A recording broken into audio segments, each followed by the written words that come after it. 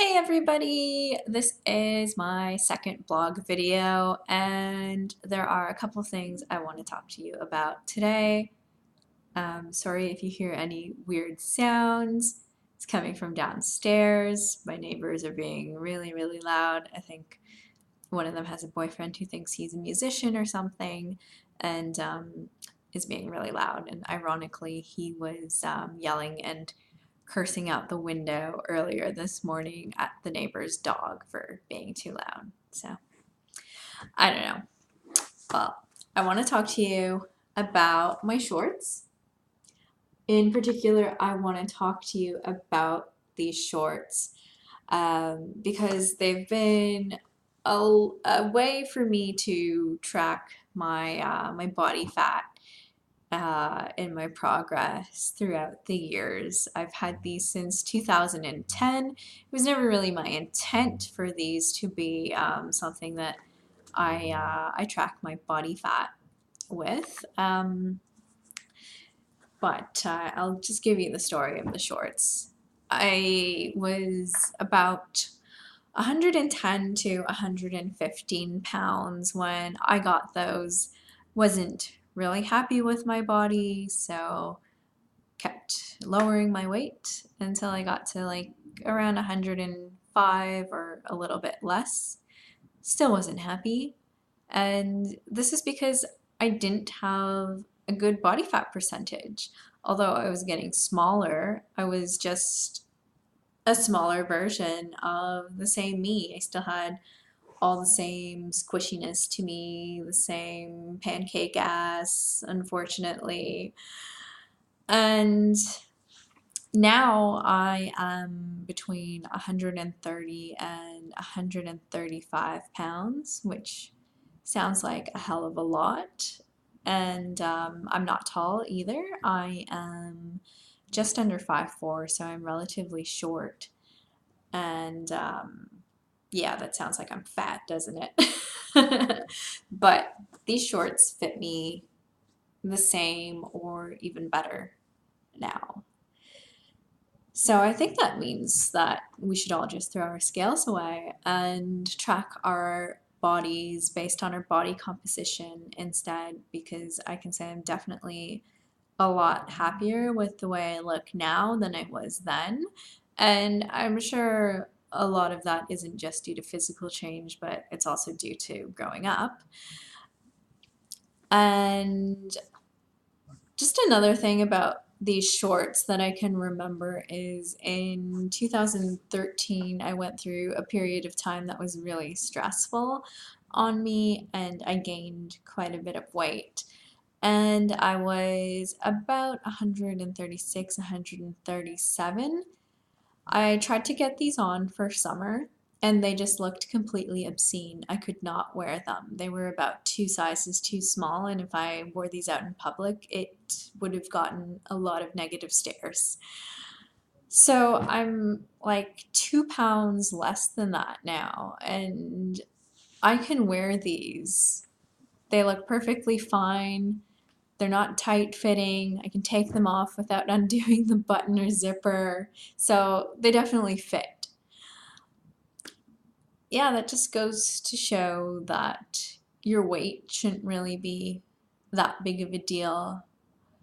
Initially, when I was like 110 to 115 pounds, I should not have been thinking about losing weight at all. So anybody who is in the healthy BMI range should not be focused on losing weight. If you're not satisfied with the way your body looks and you feel you're out of shape, you should just focus on eating a healthier diet, not necessarily eating less food, and focus on being physically active and doing activities that will develop your strength and muscles. It doesn't have to necessarily be lifting weights at the gym. That's what I do, that's what I enjoy. But it could be anything. It could be doing lots of body weight exercises at home, push ups, chin ups, squats, or you could even take up rock climbing. I know that builds people's strength and muscles. Rowing, really just do whatever you like. That's the whole point of physical activity, is to do something you enjoy as well as getting fit at the same time. Otherwise, it's just another stress in your life, right? I also wanted to talk about the roast chicken photo that I posted the other day. This is what we had for dinner on Sunday. Joel cooked it. It was delicious. We have this every Sunday. Now, it's not something that would be perceived as a very healthy meal by a lot of people these days. And I think this is because there's a very distorted perception of what healthy meals are these days.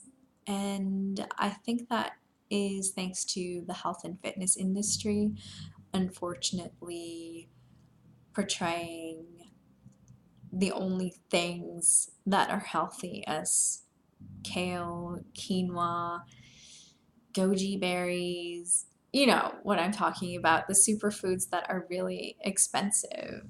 Sorry, the lighting on this is just getting terrible. I need to adjust it. Okay, that's a bit better. Oh crap, I look orange. Oh well. I'm gonna be orange for the remainder of this video, unfortunately. So back to talking about the roast chicken. It is actually a healthy meal. They're all whole, fresh foods that went into making the meal. And I think foods like this are a little more affordable for most people than the quinoa, kale, superfoods kind of stuff.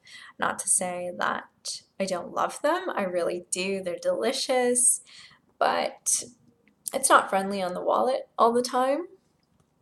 And I think we need to get back to the basics of healthy eating rather than this trend of superfoods and a healthy diet being out of reach for most people.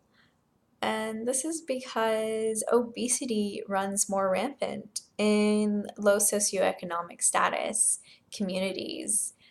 It's really, really sad because I think a lot of these people think they can't afford to eat healthy, and that's simply not the case.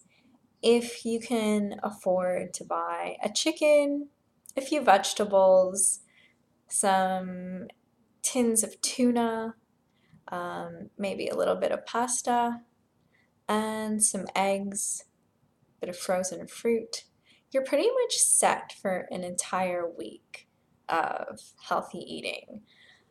I want to break down the exact cost of eating a healthy meal plan for a week in some later videos, and hopefully you'll see that it's not the case that you have to spend a ridiculous amount of money to be healthy.